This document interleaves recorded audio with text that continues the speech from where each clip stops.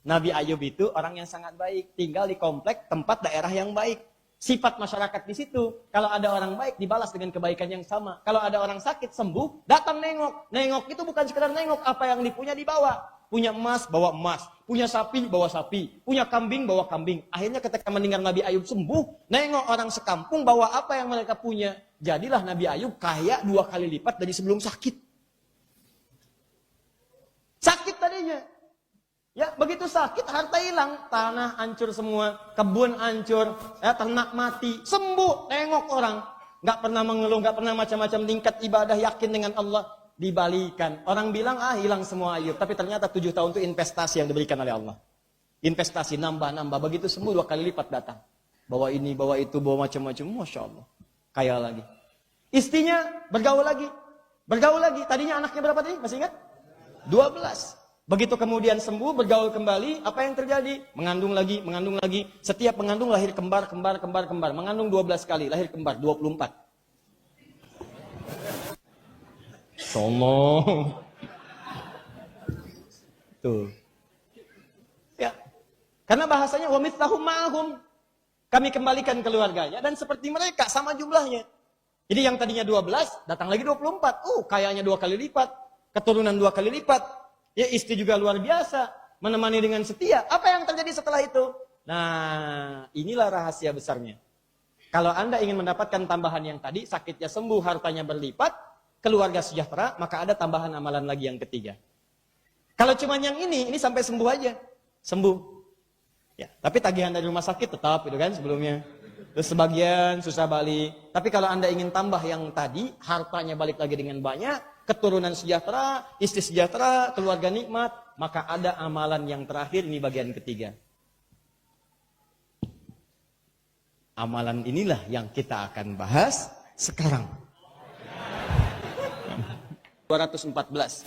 Biasanya taklim santai, datang, duduk, dapat tempat yang enak, tiba-tiba begitu berangkat, wah udah jalan kena hujan, nyampe-nyampe bagian berdiri gitu kan. Baik, bagian sholatnya, bagian kebagian yang kena hujan, tiba-tiba pengen masuk ke kebagian, ini menandakan boleh jadi Allah ingin memberikan yang lebih baik daripada pertemuan berikutnya. Paham ya? Baik, pertemuan berikutnya lebih lagi nanti. Jadi kita semangat insya Allah, ada nilai-nilai kebaikan di dalamnya ya. Baik, nanti cara mengatasinya saya tidak akan berpanjang lebar, tapi kalau Anda sedang diuji dengan turunan ini, maka caranya nanti ditemukan di Quran surah ketiga Ali Imran ayat 142. Itu cara mengatasinya. Ya, Quran surah ketiga ayat 142. Misal, Anda sedang punya masalah nih, berat dan seterusnya. Nanti solusinya, cara mengatasinya kata Allah, nanti Anda buka Quran surah ketiga Ali Imran ayat 142, di situ ada rumusnya. Dengan kalimat yang sama pembukanya. Di sini am hasibtum an tadkhulul jannah, di sini am hasibtum an tadkhulul jannah. Cuma bedanya yang di sini bentuk ujiannya, yang di sini solusinya. Tapi malam ini saya ingin tampilkan yang lebih daripada ini. Solusi cepat yang saat Anda mengerjakannya seketika insya Allah akan langsung dimudahkan dan diselesaikan semua persoalan yang kita hadapi pada saat itu.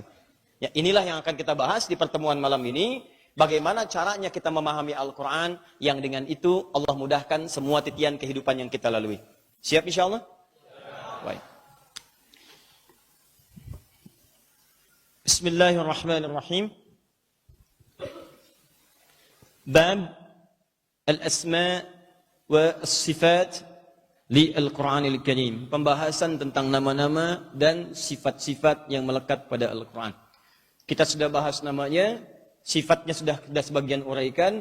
Kita akan lengkapi malam ini pada sifat yang kita telah uraikan di pertemuan yang lalu bagiannya, yaitu tentang sifat rahmat yang melekat pada Al-Quran. Kami sudah sampaikan bahwa rahmat itu jika disebutkan dalam Al-Quran, maka dia memungkinkan menghadirkan 3 makna utama. 1, bisa berarti ampunan dari dosa-dosa, bahkan, dosa yang sifatnya sudah berlebih.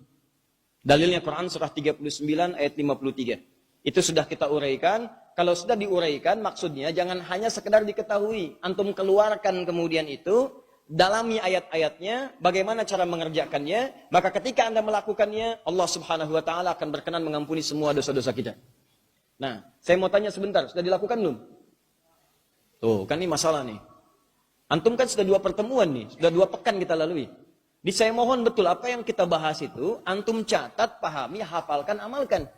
Jadi bukan cuma sekedar datang, dengarkan, lihat, kemudian pulang. Untuk apa gitu? Ya. Ayo bawa itu. Saya mau tanya, apa ada di antara kita yang sudah nggak punya dosa? Boleh angkat tangan? Saya tutup talimnya. Ya. Ada yang dosanya sedikit. Nanti kan rumusnya sudah diberikan. Kita merasa dosa banyak, pengen ke surga. Allah tawarkan, ini jalannya begini. Kalau antum gak amalkan, bagaimana bisa mendapatkannya? Ya, maka keluarkan ayat-ayatnya. Ya, kita bahas Quran ini punya sifat. Sifatnya rahmat. Di antara turunannya adalah, rahmat bermakna ampunan dari semua dosa. Bagaimana cara mendapatkannya? Kita turunkan. Ada doa Nabi Adam, ada amalan istighfar. Waktunya saya terangkan. Yang paling bagus sebelum subuh, amalannya begini. Kalau antum kerjakan semua itu, maka ada peluang Allah mengampuni semua dosa-dosa kita. Nah, bagaimana caranya kita mengetahui kalau dosa itu sudah diampuni? Ya, ukurannya apa? Kalau antum benar sudah mengamalkannya dan benar diampuni dosanya, maka Allah akan menjaga antum dari perbuatan maksiat. Ya, tolong ingat kata-kata saya ini. Kalau Anda benar-benar mengamalkan apa yang kita pelajari dari pertemuan yang pertama tentang rahmat itu, Allah akan berkenan mengampuni dosa kita, amalannya dari doa Rabbana zalamna anfusana, kemudian perbanyak istighfar, kemudian minta ampunan dengan tobat. Saya sudah turunkan kalimatnya, antum amalkan. Nah, kalau antum benar mengamalkannya dan ingin tahu apakah diampuni atau tidak dosanya, maka tandanya yang paling kuat kata Al-Quran, antum akan dijaga oleh Allah untuk senantiasa menjauhi maksiat. Dari ujung kepala nih, begitu mata melihat yang salah langsung dipalingkan. Jangan lihat. Ya, begitu telinga mendengar yang keliru, antum sudah alergi nih, nggak mau dengar. Begitu lisan mau bicara yang kotor atau bahkan mendengar orang berkata kotor, antum akan hindarkan itu sampai ke ujung kaki. Kalau sudah terjadi begitu, maka berbahagialah, itu tandanya Allah sudah mengampuni bagian dari dosa-dosa yang pernah kita kerjakan di masa lalu. Ya, tapi kalau masih terjebak pada yang demikian, lisannya minta ampun. Ya, tapi mohon maaf, tapi masih suka juga membicarakan yang buruk. Ya Allah, saya taubat ya Allah. Mohon ampuni dosa saya ya Allah. Jangan lagi ya Allah, diri ini dekat dengan maksiat seperti si fulan ya Allah, dia banyak maksiat. Ya kan? Ya, memang betul dia tobat, cuma lisannya masih kasih contoh keburukan bagi orang. Nah, ini menandakan ada yang kurang sempurna dalam tobatnya. Paham? Jadi saya minta tolong ya, tolong amalkanlah. Ya tolong amalkan. 2, ini pembahasan kita malam ini. Ada nama yang melekat pada Al-Quran dalam bentuk sifat, rahmat. Makna keduanya adalah solusi dari semua jenis persoalan yang kita alami. Ada rumus dalam Al-Quran di surah kedua Al-Baqarah, ayat 155 sampai dengan 157, bahwa setiap orang yang punya persoalan kehidupan, entah itu yang sedang gelisah, entah itu masalah harta benda, minal khauf wal ju', masalah makanan, awas, kemudian bahkan ke anfus, ada yang sakit, ya sampai dengan ada yang wafat, ada yang proyeknya diambil orang lain, Allah berikan kabar gembira. Ada orang-orang yang melakukan amalan, begitu dikerjakan amalan itu, maka rahmat Allah diturunkan kepadanya. Ulaika alaihim salawatun min rabbihim wa rahmah. Mereka dipuji oleh Allah ketika mengamalkan amalan itu. Setelah itu rahmat diturunkan, begitu rahmat turun, wa ulaika humul muhtadun. Maka mereka akan diberikan solusi langsung oleh Allah. Kalau sakit langsung disembuhkan, kalau susah langsung ditolong, dimudahkan, kalau punya kebutuhan langsung dikabulkan dan diberikan oleh Allah Subhanahu wa taala. Pertanyaannya, Ustaz, bagaimana rincian dari semua amalan itu? Yang pertemuan lalu kita telah berikan contoh sampai dengan 5 poin utama. Ada poin sakit, ada poin kesulitan dan diganggu oleh orang lain, ada poin tentang citra, ada poin tentang keturunan, dan ada poin khusus tentang amalan perempuan yang saat dikerjakan, maka hidupnya akan dilindungi oleh Allah sampai kembali kepada Allah Subhanahu wa taala. Di pertemuan lalu kita berhenti di 5 poin ini, sekarang kita akan rincikan bahasannya. Siap insyaallah? Baik, saya mau tes dulu ya. Belakang kedengaran jelas suara saya? Tidak Ibu, kok bisa jawab tidak? Ini agak menarik, tidak jelas tapi bisa jawab ya. Baik. Saya ulang, jelas suaranya? Alhamdulillah. Yuk, poin pertama. Saya agak percepat. Yang baru bergabung, kami sarankan untuk melihat kembali tayangan yang lalu supaya saya tidak mengulang banyak di pertemuan malam ini.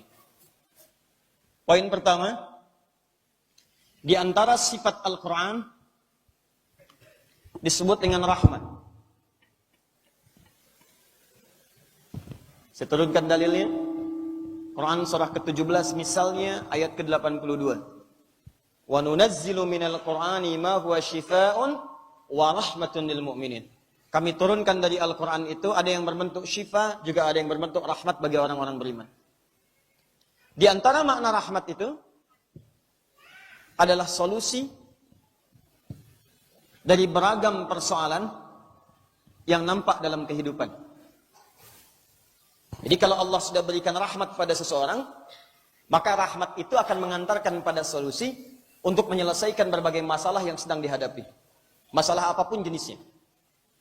Nah, ada janji Allah dalam Al-Quran yang menjadi sifat rahmat bagi Al-Quran.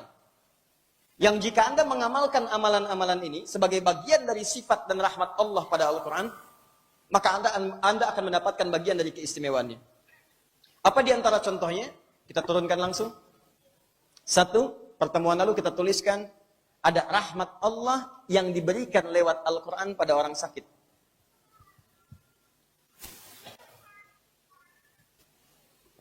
Kita tulis dulu dalilnya. Satu. Kita ambil kaidah utamanya di Quran surah ke-26 ayat 80. Dua. Kita ambil contohnya langsung pada penyakit terparah. Ya, penyakit paling parah yang pernah disampaikan oleh Al-Quran, yang diberitakan tidak akan pernah dirasakan oleh orang sebelumnya, dan tidak akan pernah dialami oleh orang setelahnya. Lalu disembuhkan oleh Allah, dan diberikan rahmat, jadi begitu rahmat diberikan, disembuhkan. Dan di ujung ayatnya Allah katakan, jika ada bahkan orang yang punya penyakit yang sama dengan seperti ini, maka kami akan sembuhkan, jika dia melakukan amalan yang sama. Ya, Quran, surah ke-21, ayat 83 sampai 84.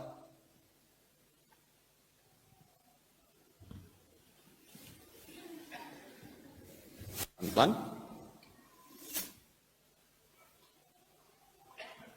Contoh 1. Contoh 2. Nomor 3. Ada juga orang yang divonis secara medis punya keterbatasan tertentu. Ya, kelihatan sakit sih tidak. Cuma ada kekurangan dari fisiknya yang secara medis ini nggak bisa disembuhkan. Ya, sehingga karena nggak bisa sembuh, seakan-akan dia tidak mendapatkan anugerah yang orang lain bisa mendapatinya. Apa di antara contohnya? Nanti kita akan lihat. Ada seseorang yang secara medis divonis tidak mungkin punya keturunan, tidak mungkin punya anak, tapi ternyata dia mengamalkan satu amalan tertentu, mendapatkan rahmat Allah. Begitu mendapatkan rahmat itu, maka apa yang terjadi? Maka ditetapkanlah oleh Allah, disembuhkan kemudian yang diduga sebagai penyakitnya, dan dari situ tiba-tiba dia mengandung dan melahirkan keturunan. Amalannya, kisahnya ada di Quran, surah 19, ayat 2, sampai ke-15-nya. Amalannya ada di Quran, surah ketiga, ayat 38 sampai 39. Tambahannya di Quran, surah ke-21, ayat 89 sampai 80, sampai 90. Ayat 89 sampai 90.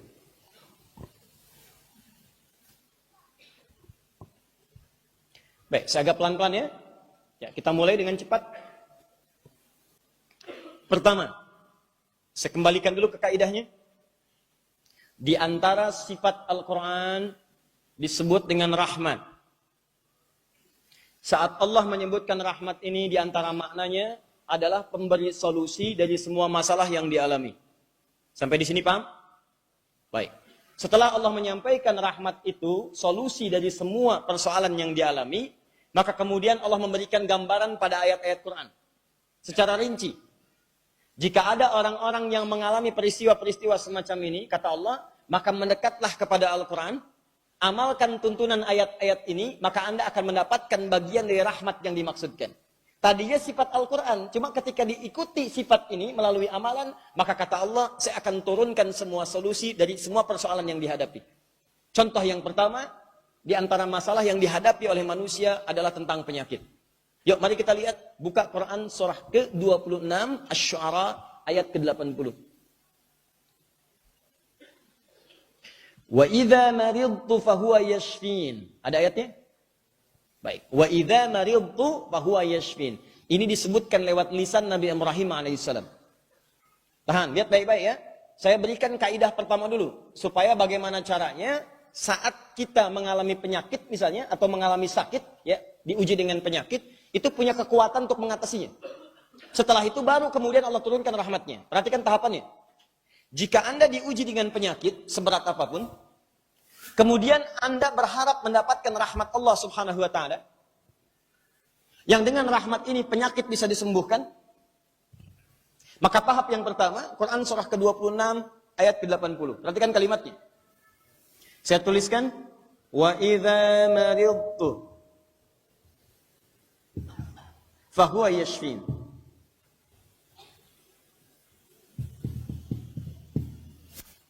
Fokus. Wa idza maridtu, kata Nabi Ibrahim, dan jika aku sakit. Saya ulang, dan jika aku sakit. Satu. Fahuwa yashfin. Maka aku yakin Allah akan segera menyembuhkanku. Saya ulang. Dan jika aku sakit, kata Nabi Ibrahim, fahuwa yashfin. Maka aku yakin Allah pasti akan segera menyembuhkanku. Fahuwa 2, yashfini 3. Tahan, fokus baik-baik. Lihat sini. 1. Ada adab dalam Al-Quran, jika seseorang sedang ditimpa diuji dengan penyakit, maka jangan pernah sandarkan penyakit itu kepada Allah Subhanahu wa taala. Tapi kembalikan pada diri kita. Karena Allah itu punya sifat mustahil Allah menginginkan kekurangan bagi hamba. Mustahil Allah menginginkan keburukan bagi seorang hamba. Yang Allah berikan pasti baik, baik, baik, baik. Jadi kalau ada seseorang kemudian sakit, ya akibat dari ulahnya, salah makan, salah minum, salah berperilaku, salah macam-macam, tiba kemudian dia sakit, maka adab yang pertama, maka sandarkan sifat sakit itu pada dirinya, jangan sandarkan pada Allah Subhanahu wa taala. Paham? Jangan katakan misalnya, ya Allah, misal, ya. Kenapa engkau kemudian kirimkan penyakit kepada saya begini? Jelas? Ya Allah, kenapa engkau pilih saya sakit begini? Tapi katakan, ya Allah, wa idza maridtu. Ya Allah, saya sekarang sakit. Ya Allah, penyakit ini sekarang sedang menimpa saya. Jangan katakan ini penyakit datang dari Allah. Paham ya? Jangan sandarkan kepada Allah. Ya Allah, akibat perbuatan saya, ya Allah, saya sakit. Ya Allah, sekarang saya sakit, itu bahasa yang paling ringan. Ya Allah, sekarang saya sakit.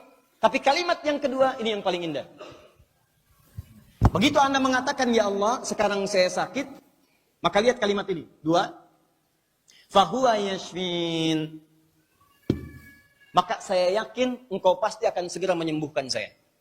Saya ulang, saya yakin engkau pasti akan segera menyembuhkan saya. Dalam bahasa singkatnya, kalau Anda sedang diuji dengan penyakit, sakit apapun, maka yang pertama kata Al-Quran, yakinkan pada diri Anda bahwa Allah akan menurunkan obatnya dan menyembuhkan Anda. Jelas di sini? Di penyakitnya sandarkan pada diri kita, tapi kesembuhannya sandarkan kepada Allah Subhanahu wa taala. Paham? Baik. 1, 2. Yakin bahwa kalau spidol tintanya sudah mulai berkurang, akan datang spidol baru. Alhamdulillah. Yakin Allah sembuhkan.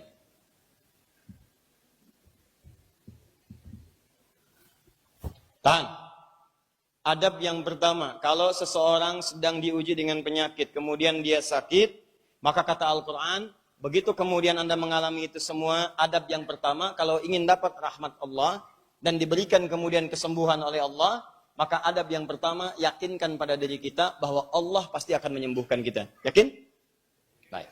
Paham insyaAllah? 1. Sekarang perhatikan baik-baik.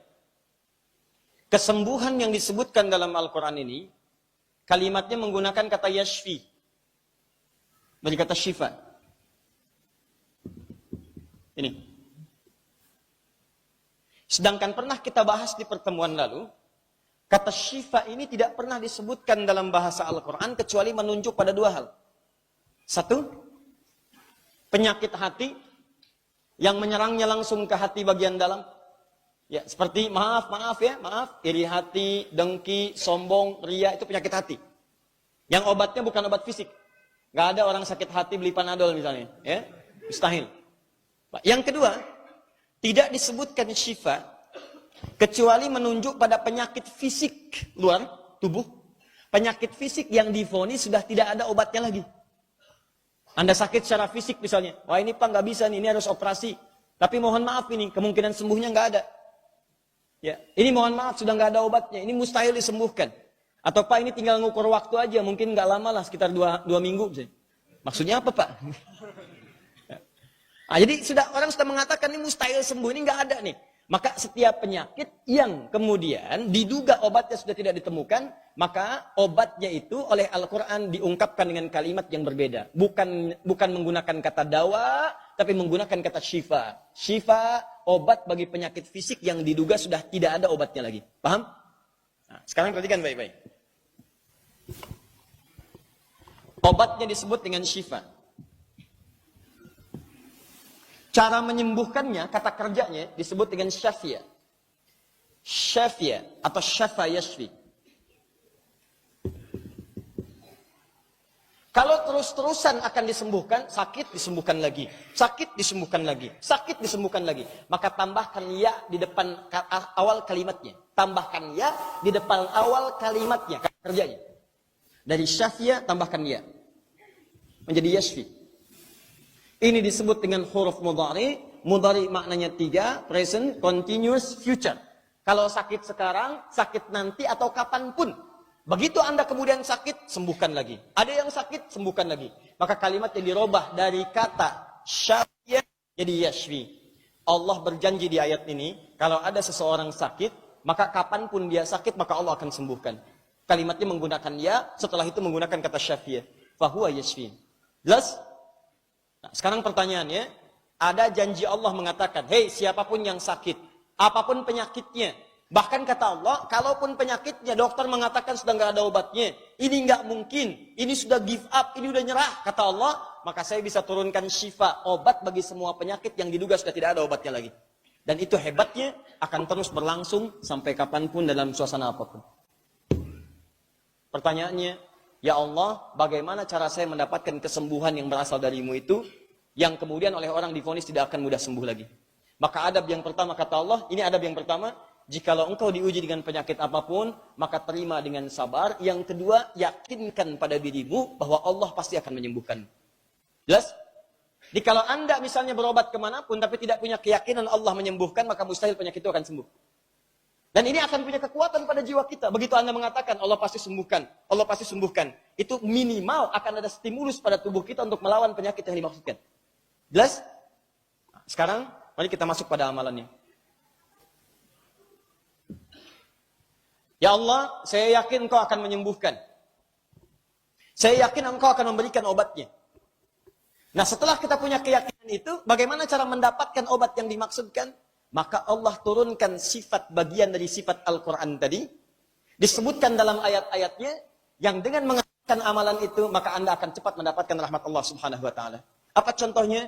Kita masuk langsung ke penyakit paling parah. Yang tidak pernah dialami orang sebelumnya. Dan tidak akan dirasakan orang setelahnya. Pindah ke Quran surah ke-21. Ayat ke-83 sampai dengan 84. Mohon izin saya sedikit lambatkan supaya mudah untuk dipahami. Sudah? Ya, yuk kita baca ayatnya. Wa ayyuba, ada? Idh nada rabbahu anni massani yadhurru wa anta arhamar rahimin. Ada ayatnya? Teruskan sampai 84, kita temukan kalimat rahmatnya. Fastajabna lahu fakashafna ma bihi min dhurrin. Ada? Wa atainahu ahlahu wa mithlahu ya ma'ahum rahmatan min indina. Ada kalimat rahmatnya? Lihat ujung ayatnya. Rahmatan min indina wa dzikra lil 'abidin. Perhatikan baik-baik.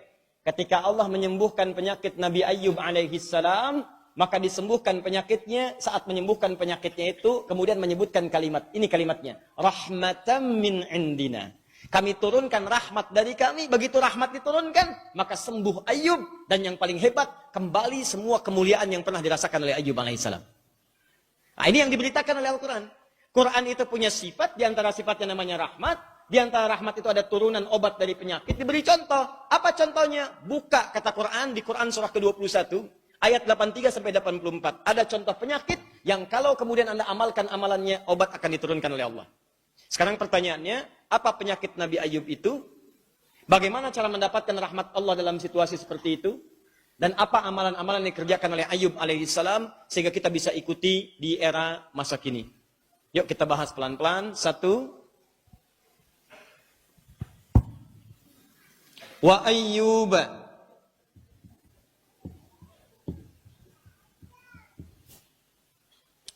Harakatnya fathah. Was buka mushafnya, harakatnya harus fathah. Bacaannya A. Ya. Padahal di setiap awal kalimat itu dalam Al-Quran, ataupun dalam hadis, atau bacaan bahasa Arab, itu biasanya harakatnya bukan fathah, tapi dhammah. Dikenal dengan mubtada.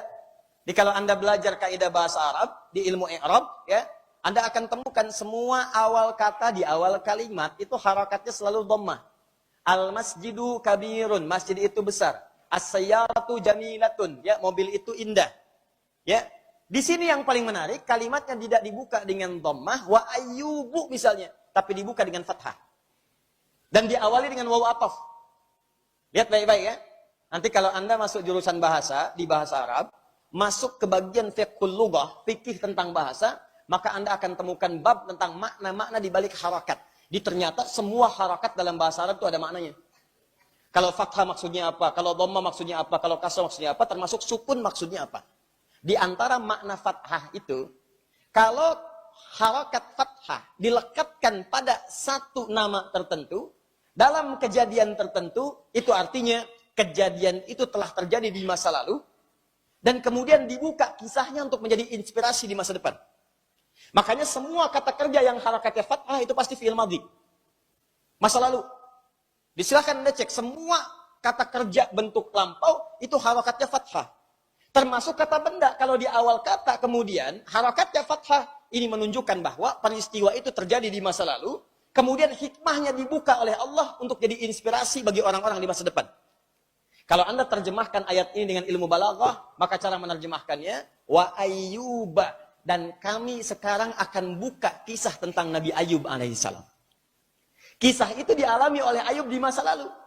Dan kami buka kisah ini untuk menjadi inspirasi bagi orang-orang di masa depan.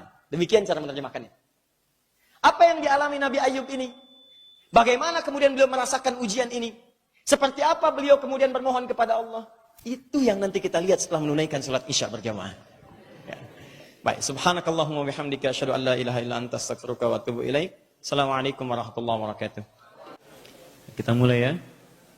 Baik, kita lebih santai insyaallah. Assalamualaikum warahmatullahi wabarakatuh. Alhamdulillah, wassalatu wassalamu ala rasulillah wa ala alihi wa sahbihi wa mawalah wa ba'd. Teman-teman sekalian dan pemirsa Akhir TV dimanapun Anda berada, alhamdulillah kita telah menunaikan salat Isya berjamaah. Semoga salat kita diterima oleh Allah Subhanahu wa taala. Dan kita berdoa kepada Allah semoga yang belum menunaikan salat diberikan hidayah oleh Allah agar bisa semangat menunaikan salat, dan semoga yang belum mendapat hidayah sampai malam ini Allah berkenan menguatkan hatinya untuk bisa memberikan kesempatan untuk masuk Islam sebelum wafat kembali kepada Allah Subhanahu wa taala. Baik, tadi di pertengahan alhamdulillah Allah berikan ujian kepada kita, sempat listriknya padam. Dan saya membayangkan, ya Allah, ini baru padam sekejap gitu. Ya, tapi suasananya sudah terasa. Bagaimana kalau kemudian tiba waktunya Allah padamkan semua cahaya di bumi ini, sehingga tiba waktu kita untuk kembali kepada Allah Subhanahu wa taala. Karena itu, saya mau gambarkan satu hal yang penting ya. Ingat kata-kata saya ini baik-baik. Anda boleh jadi mendapatkan cahaya di dunia, tapi kita belum bisa memastikan apakah di alam kubur gelap atau bercahaya. Karena itu, kumpulkan bekal yang baik. Mulai sekarang jangan banyak mainnya. Kumpulkan bekal yang baik, setidaknya sebelum sampai ke akhirat, setidaknya itu menjadi cahaya penerang bagi kita saat kita berada di alam kubur. Karena tidak ada yang bisa dibawa kecuali amal saleh. Ingat baik-baik itu, semua akan pulang kecuali amal saleh. Karena itu, mulai malam ini, cepat istighfar, sama-sama istighfar, tobat dari dosa, siapkan rencana amal saleh kita. Ya, yang mampu kita kerjakan, itu yang kita tingkatkan. Dan semoga Allah mewafatkan kita dalam keadaan husnul khatimah insyaAllah. Yuk kita lanjutkan. Saya akan mencoba lebih fokus pada bahasan, kemudian agak temponya diperlambat sehingga mudah untuk dipahami. Rahmat yang menjadi sifat bagi Al-Quran mengandung makna solusi dari persoalan yang dihadapi. Makna keduanya diberikan contoh detilnya oleh Al-Quran, seperti persoalan yang terkait dengan penyakit, yang jika seseorang mendapatkan rahmat Allah, maka penyakit apapun itu bisa disembuhkan oleh Allah Subhanahu wa taala. Jika ingin mendapatkan rahmat ini, maka syarat yang pertama, Anda mesti yakin ketika diuji dengan penyakit bahwa Allah akan menyembuhkan. Ingat ya, kembalikan semua kesembuhan itu keyakinannya kepada Allah Subhanahu wa taala. Dalilnya Quran surah ke-26 ayat ke-80. Allah berfirman, "Wa idza maridtu fahuwa yashfin." Dan ketika saya sakit, yakinkan, kalau bahasa bebasnya begini, kalau sedang sakit apapun jenisnya, Allah pasti sembuhkan saya. Allah pasti sembuhkan saya. Dan kalimat kesembuhannya itu menggunakan syifa. Ya, syifa, obat dari semua jenis penyakit yang bahkan dinilai mustahil oleh orang. Nah, lalu setelah itu, bagaimana cara mendapatkan rahmatnya setelah saya yakin? Mengerjakan amalan apa? Maka dicontohkan oleh Al-Quran, lihat jenis penyakitnya. Maka pertama langsung ditampilkan penyakit yang memang disebutkan dalam riwayat penyakit paling parah yang pernah ada di bumi. Yang tidak pernah dirasakan oleh orang sebelumnya atau juga orang setelahnya. Yaitu penyakit yang pernah diujikan oleh Allah kepada Nabi Ayyub alaihissalam. Maka kita bacakan ayatnya, Quran surah ke-21 Al-Anbiya ayat 83 sampai 84. Wa ayyuba, pakai fathah harakatnya. Fathah itu terbuka. Dan kami buka, kata Allah, kisah Ayyub alaihissalam yang kami uji dengan ujian tertentu sebagai inspirasi bagi orang-orang di masa depan. Apa ujiannya? Idnada rabbahu anni massaniyadurru wa anta arhamur rahimin. Ketika beliau bermohon kepada Rabbnya, berdoa. Ini kalimat yang selanjutnya. Yuk, tahapan kedua. Ini sudah paham insya Allah? Baik, boleh saya hapus? Alhamdulillah.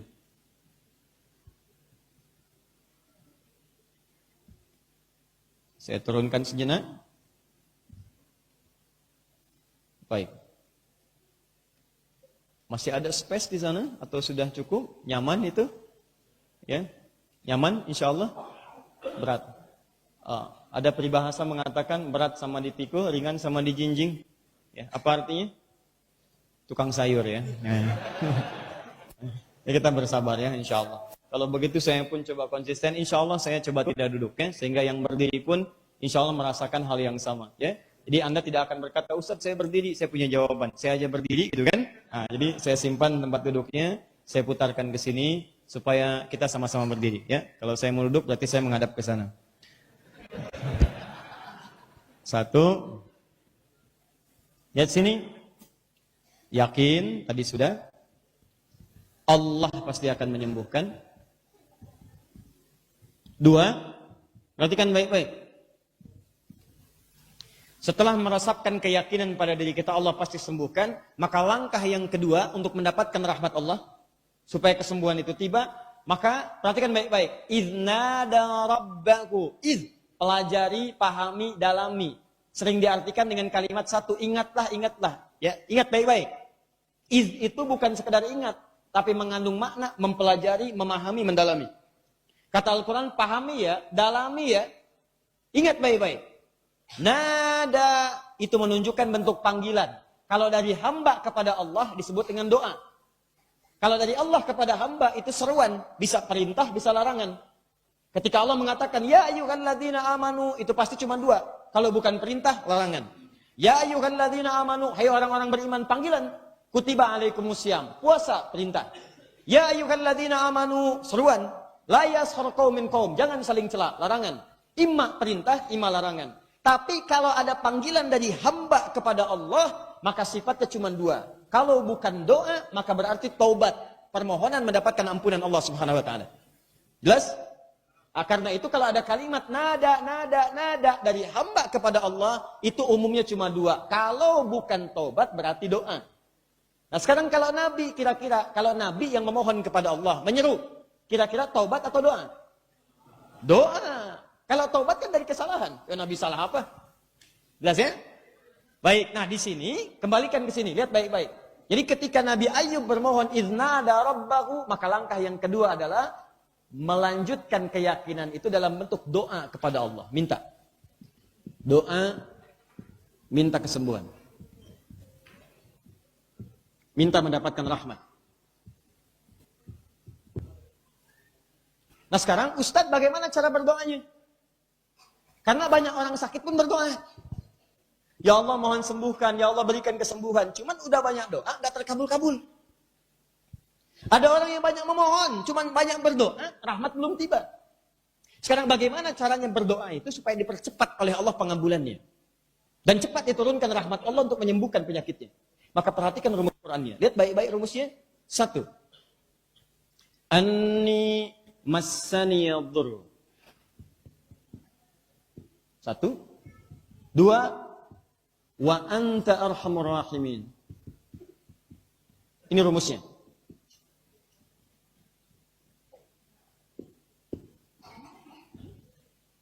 Fokus ya, baik-baik. Ini cara berdoanya. Ketika Anda memohon kepada Allah, maka hadirkan dua suasana ini. Ini yang dicontohkan Nabi Ayub alaihissalam saat bermohon kepada Allah subhanahu wa ta'ala. Perhatikan kalimat yang pertama. Saya sebutkan dulu kisahnya. Jadi Nabi Ayub itu, asalnya beliau seorang yang hidupnya sejahtera, istrinya sangat setia, punya anak 12, kemudian juga kaya, sukses hidupnya. Dia sudah nabi, dunianya kaya, gitu kan, sukses hidupnya, anaknya juga keluarganya harmonis, rukun dan sejahtera. Kebunnya banyak, hewan ternaknya banyak. Kemudian diuji oleh Allah dengan 3 ujian dalam 3 masa yang berbeda sekaligus. Hari pertama itu dihancurkan semua, bangkrut bisnisnya, habis semua asetnya. Di kebun-kebunnya itu terbakar, ternaknya mati dalam sehari. Ya, apakah beliau mengeluh? Tidak. Ya, yang ada naik. Ingat yang tadi rumus tadi. Kalau sedang diuji dengan tambahan syukur, kalau diuji dengan kurang apa? Sabar. Di Nabi Ayub itu memposisikan semua sama. Ada sapi, nggak ada sapi sama. Ada sapi syukur, nggak ada sapi sabar.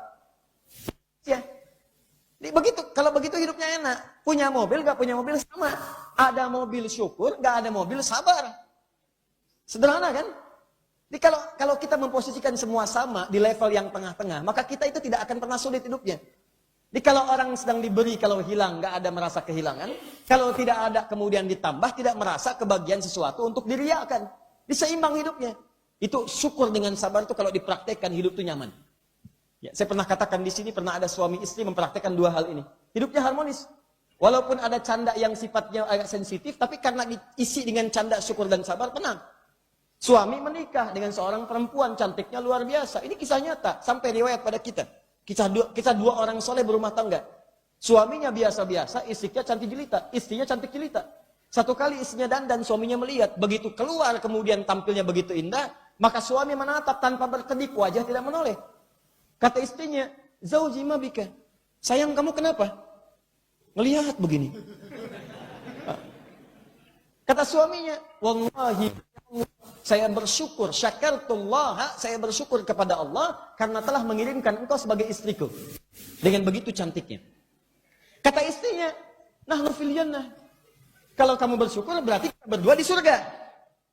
Suaminya bingung, kok bisa kita ke surga? Kata istrinya, kamu kan bersyukur mendapatkan aku sebagai istrimu dengan keadaan seperti ini. Dan aku pun bersabar mendapatkan kamu sebagai suamiku. Dengan keadaan seperti itu. Bukankah orang syukur dan sabar di surga? Wah, itu luar biasa. Suaminya ketawa. Ya, memang candanya nyelekit gitu kan. Tapi ya maknanya indah. Kalau bisa begitu kan enak ya. Masya Allah. Tiba-tiba pulang ke rumah kan. Ya, begitu suami misalnya membawa satu makanan, bawa sate, disambut oleh istrinya. Mama, ini sate. Papa, kita berdua ke surga. Wah, Masya Allah. Kok bisa begitu? Wah, antum siapkan jawaban. Papa datang dengan sate. Papa bersyukur. Ya, Mama bersyukur dengan itu. Dan Papa bersabar karena nggak akan kebagian satenya. Bisa kan? Bisa. Jadi canda tapi ada nilainya. Setelah itu kita bagi 2, ya kita makan sama-sama. Itu indah gitu. Nah, saya persingkat. Kemudian beliau diuji dengan itu. Tidak turun tapi naik. Ibadah makin naik. Maka diuji dengan yang kedua. Hari kedua anaknya wafat semua 12 orang. Seketika. Dan tidak pernah ada keluhan. Tidak pernah ada ratapan. Yang ada naik lagi ibadahnya naik. Maka yang ketiga ini diujilah dengan penyakit. Yang penyakit ini konon disebutkan tidak akan dialami orang setelahnya, tidak dirasakan orang sebelumnya. Dahsyat penyakitnya. Nah, singkatnya setelah berapa masa, istrinya mengatakan kepada suaminya, "Pah, kalau bahasa kita, Papa kan Nabi, Papa Rasul, tinggal angkat tangan berdoa mohon kepada Allah. Tentu Allah akan mengabulkan, minta sembuh." Lihat kalimatnya, minta sembuh. Sekarang perhatikan, ini rahasianya. Kata Nabi Ayub, pertanyaannya berapa lama kita sehat dan senang? Kata istrinya 20 tahun. Ada riwayat menyebutkan 70 tahun. Berapa lama kita diuji penyakit seperti ini, saya sakit, plus dengan keadaan kita sekarang. Kata istrinya 7 tahun. Perhatikan. Kata Ayub alaihissalam, nanti saja kalau ujian sakit ini sudah sama dengan sehat, ujian susah sudah sama dengan senang, sama-sama 20 tahun. Baru saya mohon kepada Allah untuk disembuhkan. Saya malu, kemarin dikasih sehat 20 tahun biasa-biasa aja, masa sekarang dikasih sakit, ujian sama-sama ujian, baru 7 tahun sudah mengeluh. Nanti aja kalau sama-sama udah 20 tahun, baru saya mohon kepada Allah. Allahu Akbar. Bu, kalau punya suami begitu gimana kira-kira Bu ya? Ya. Tapi yang paling menarik, belum sampai ke masa 20 tahun itu, penyakitnya sudah mulai mengganggu fisiknya untuk menyempurnakan ibadah. Nah, ini kuncinya. Dalam bahasa Arab, sesuatu yang sudah berpengaruh kepada fisik sehingga aktivitas tidak sempurna, itu bahasa Arabnya disebut dengan durrun. Jamaknya disebut dengan dorro. Kembalikan ke Al-Baqarah 214 tadi. Masathumul ba'sa, ad-dharra, wa zulzil. Jadi kalau penyakitnya ringan-ringan, atau ini sekarang lagi hujan nih. Kalau hujannya cuma gerimis-gerimis, kecil-kecil, rintik-rintik, gak turun seluruhnya. Lu Anda masih berangkat ke masjid, ke majlis taklim. Kata orang misalnya, Pak, hujan. Gak apa-apa, cuma gerimis. Nah, itu orang Arab menyebutnya la ba'sa. Ba'sun. Jamaknya ba'sa, orang Arab menyebutnya la ba'sa. La ba'sa. Mau kemana, akhi? Majlisnya Ustaz Adi, hujan nih. Ah, gak apa-apa, hujan kecil begini. Oh, daripada di akhirat hujan neraka. Misalnya. Oh. Berangkat antum. Begitu berangkat, orang Arab mengatakan la ba'sa. Gak ada masalah. Orang Indonesia senang yang cepat-cepat. La ba'sa, labas. Labas. Lewat. Ini hujan kecil. Jadi kalau antum baru dikasih macet sedikit, kan daripada macet di akhirat. Macet hisabnya, macet lama. Mendingan macet di dunia. Setiap macetnya dihitung. Ya kan bahasanya begini. Man salaka tariqan, siapa yang menempuh perjalanan, tariq itu jalan kecil yang berliku. Kalau jalan lapang disebut syari', jamaknya syawari. Jalan kecil berliku tariq.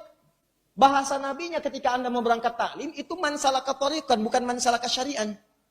Tariq itu jalan kecil berliku. Kecil itu bisa jadi jalannya memang kecil, atau yang kedua jalannya lebar, cuman banyak celah di situ. Ya karena kejadian banyak kendaraan misalnya. Atau banyak sesuatu, macet, jalannya kecil, kadang berliku, kadang nyelip-nyelip. Tuh, setiap langkah antum, keringatnya, macam-macamnya, kata Nabi, itu langsung dituliskan oleh Allah untuk meringankan langkah antum ke surga. Ya. Jadi kalau pengen mudah tuh, surga itu kan susah. Setiap yang paling susah, hadiahnya besar, maka tantangannya lebih besar.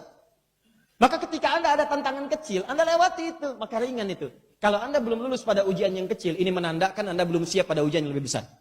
Ya. Hujan rintik-rintik kecil. Kata mama, papa ke masjid. Hujan mah.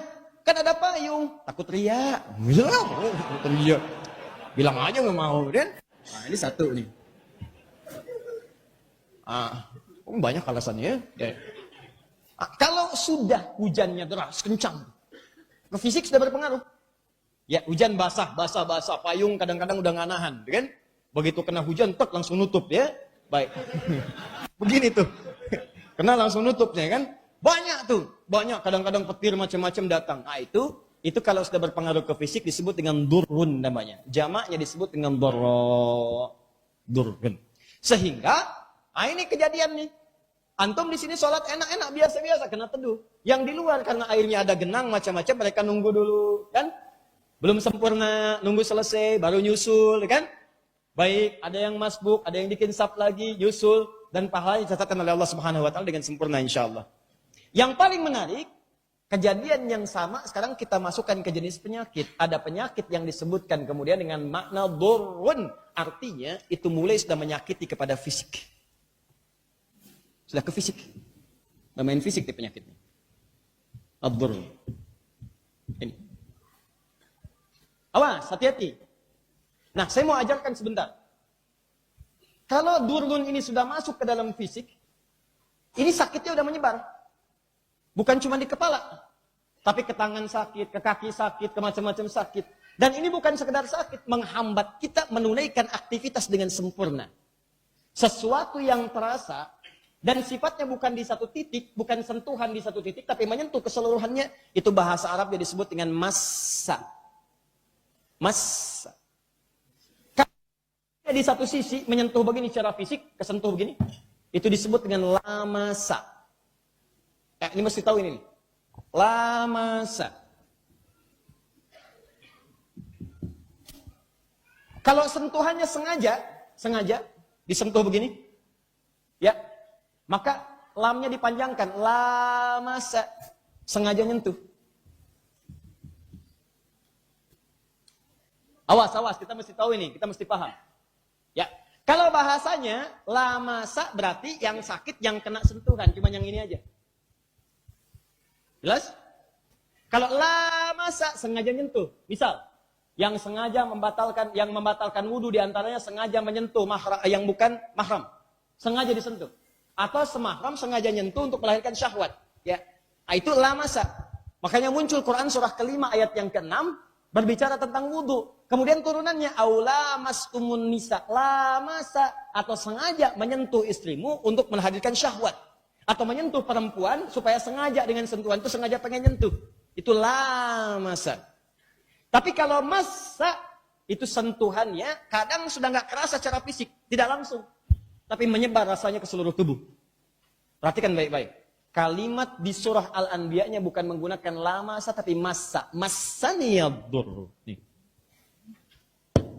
Ya Allah, penyakit ini sekarang sudah mulai menjalar ke seluruh tubuh, rasanya ke seluruh tubuh, nih poinnya, lihat baik-baik. Dan sudah mulai mengganggu saya untuk menunaikan ibadah secara sempurna. Waktu penyakit itu masih terasa di tubuh, belum mengganggu ibadah, Nabi Ayub nggak mengangkat tangan. Kata beliau pada istrinya, nanti aja tunggu 20 tahun.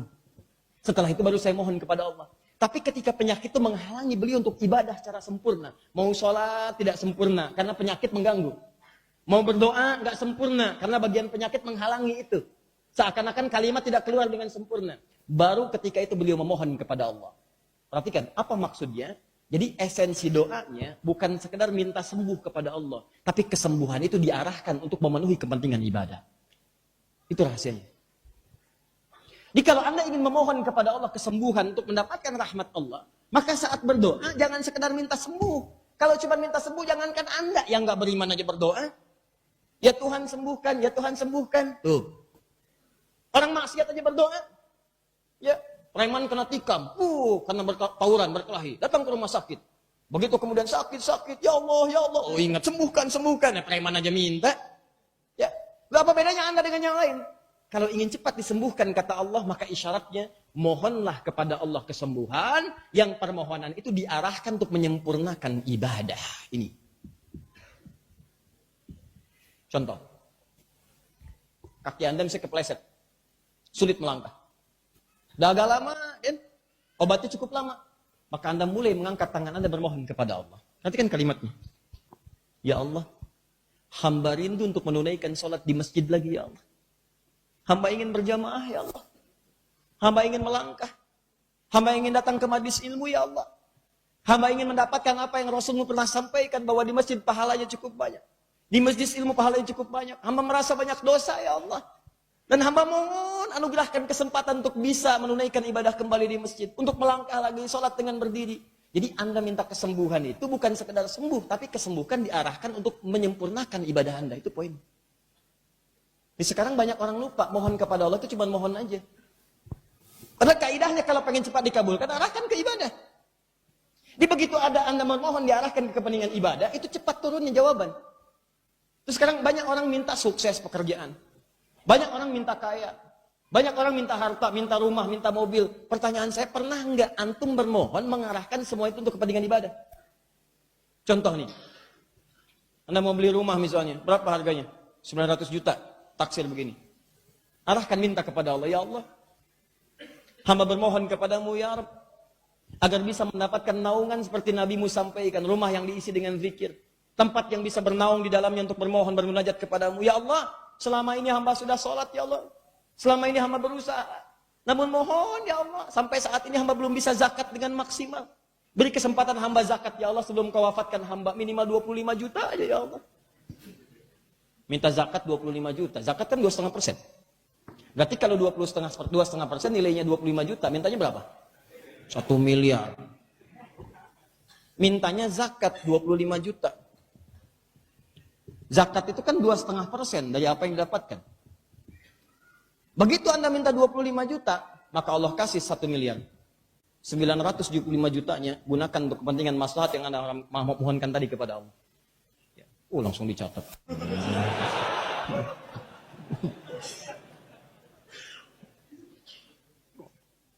Dipraktikkan ke pernikahan. Ya Allah, kirimkan jodoh ya Allah untuk mahar yang 80 juta.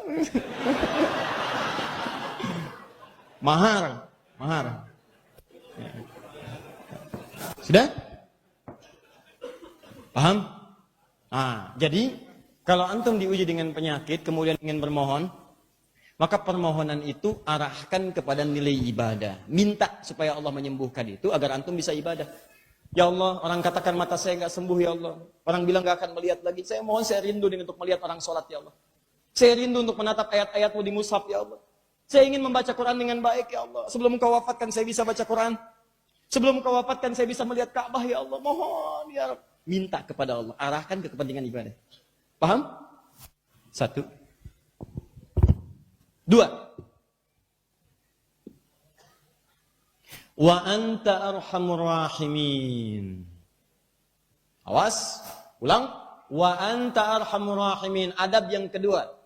Adab pertama berdoa, arahkan ke minta kesembuhan untuk ibadah. Adab yang kedua, cari kata-kata atau kalimat yang menyentuh saat bermohon. Saya ulang, cari kalimat-kalimat atau kata-kata yang sifatnya menyentuh. Bukan kalimat biasa. Jadi kalau berdoa itu jangan kalimat-kalimat yang standar. Ya Allah, mohon sembuhkan aku. Jangankan Anda, yang lain juga begitu kalimatnya. Kalau Anda ingin bermohon kepada Allah, karena Allah itu punya sifat perasa. Allah itu punya sifat perasa yang sangat dalam. Ya. Jadi dengan sifat rasa yang sangat dalam ini, kalau Anda mencari kalimat yang sangat menyentuh, itu cepat sekali dikabulkan seketika. Contoh, Nabi Ayub mengatakan begini, wa anta arhamur rahimin. Kalau Anda terjemahkan dengan ilmu balaghahnya, maka terjemahan ini berarti kurang lebih demikian. Perhatikan kalimatnya. Ya Allah, penyakit ini sudah mulai menghalangi saya untuk ibadah secara sempurna. Sudah menyakiti tubuh saya ya Allah.